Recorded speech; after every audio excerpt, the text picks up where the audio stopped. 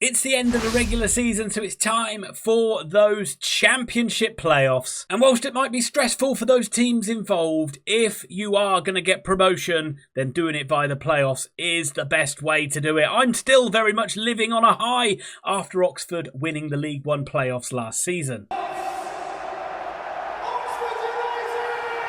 Happy days indeed, but sadly, my beloved Yellows won't be contesting the playoffs this time around. They fell just a little bit short in 17th place, but who knows, maybe next season.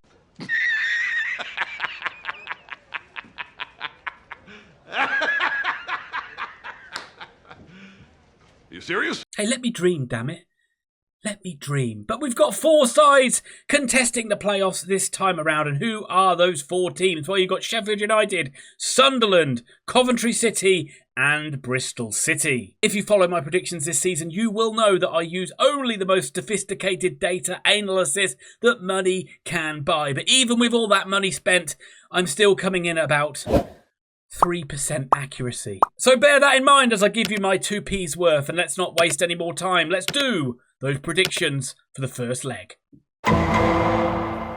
Starting on Thursday night with Bristol City versus Sheffield United. A tale of 2 ex-Oxford United managers. Look, I'm going to shoehorn Oxford references in whenever I can, especially as they're not involved in these playoffs. So yes, 2 ex-Oxford managers, but 2 sides that I do actually think are quite evenly matched, despite the fact that the Blades finished 22 points ahead of the Robbins. But speaking of Bristol City, it was a nervy final day for them as they were 2-0 down to Preston. It looked like it was all falling apart on the final day, but they turned it around and got a 2-2 draw and ended up finishing in that 6th place. It's very different to Sheffield United, who've been in the automatic promotion picture pretty much all the way through the season, been in lockstep with Leeds and Burnley, but just fell away in the final few games, which meant Chris Wilder's team have to make do with the playoffs. And look, it's stating the bloody obvious that home sides will want to make the most of being at home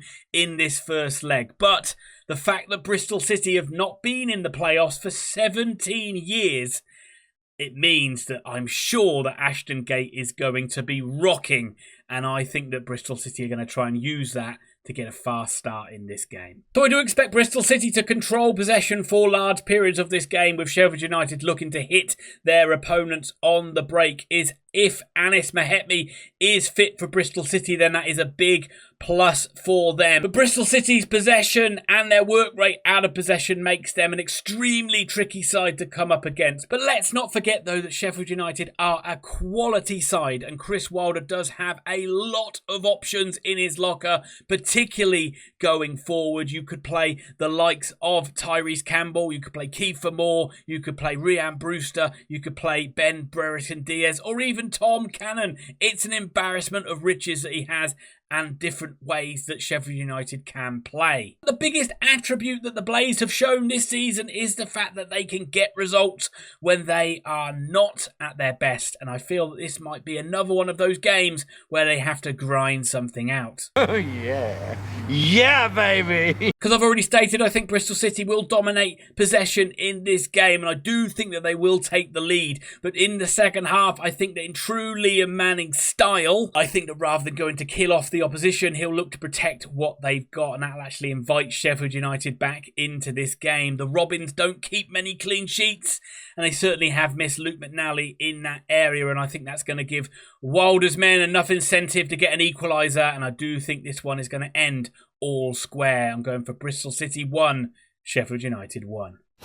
So match number 2 is on Friday night for Coventry City versus Sunderland, and Frank Lampard has transformed Coventry's season, and they secured a playoff spot with a clutch victory on the final day over Middlesbrough. As for Sunderland, Regis Labree's men secured a playoff place weeks, if not months ago, and really, who knows what Sunderland is going to turn up. And I say that because I know the Black Cats have had little to play for in recent weeks, but their form has been woeful heading into the playoffs. 5 defeats in a row, and the Breeze rest and rotation strategy, which I think is the right strategy and most people would have done, hasn't really worked, and it's left Sunderland looking a bit rusty and a bit disjointed. And I recently saw Sunderland lose 2-0 to my beloved Oxford United, which was a game where Oxford fans brought the noise to the Kassam Stadium. Well, as much as you can bring the noise to the Kassam Stadium.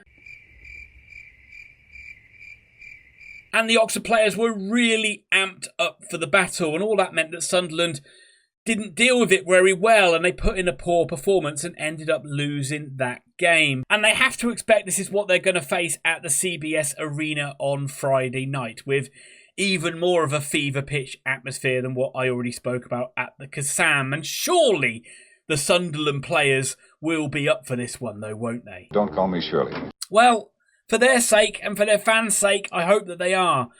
But I cannot say that with 100% certainty. Because it's at both ends of the pitch where Sunderland have gone off the boil. However, the quality is still undoubtedly there. If Lafay, Rigg, Bellingham can play in a quick fashion with a lot of purpose and try and get either Mienda or Isidore running in behind the Sky Blues backline, then they can really hurt this Coventry side. But Sunderland fans should be also worried about how suspect they look at the back. And they also need to be aware of Coventry's immense home form. The Sky Blues have won 9 out of the last 11 at the CBS Arena, and the only 2 defeats came to Leeds and Burnley. They also beat Sunderland 3-0 in that run. Haji Wright was amazing on that day, scoring a hat-trick, and Coventry, with the way they like to play of getting the ball wide and getting tons of balls into the box, you've got the likes of Wright, Radoni, Sakamoto, who can all score and create chances. And you've got big Bobby Thomas, who can come up from the back and be a threat from set pieces. So all in all, with Coventry's good form at home and Sunderland's iffy form running into these playoffs, I just fancy Coventry to shade this game and take a narrow lead back up to the Stadium of Light for the second leg. I'm going for Coventry City 2, Sunderland 1.